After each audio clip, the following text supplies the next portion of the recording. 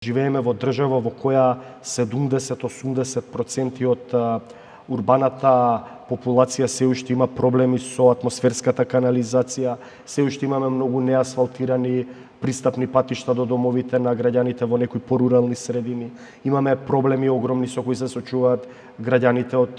тип на немање на водоснабдување во некои општини во државата, во Тетово, во Куманово. Имаме проблем со осветлувањето, да не говорам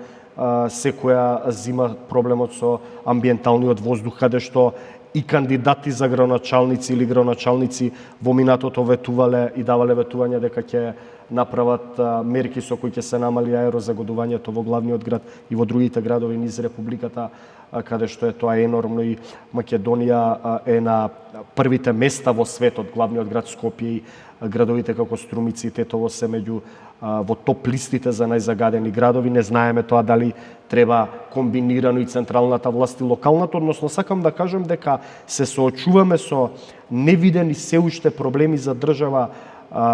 која е членка на НАТО алијансата и која вели дека заслужува да ги почне преговорите со Европската унија, односно во перспектива да стане членка на Европската унија, а извинете само да ја завршам мислата, се соочува со тип на урбани и комунални проблеми од локален карактер за некоја земја карактеристично од земјите на третиот свет, азиските или африканските држави. И во таква ситуација вие да наметнете панаратив во дебатата, условно кажано, за некои високонационални теми, не знам, за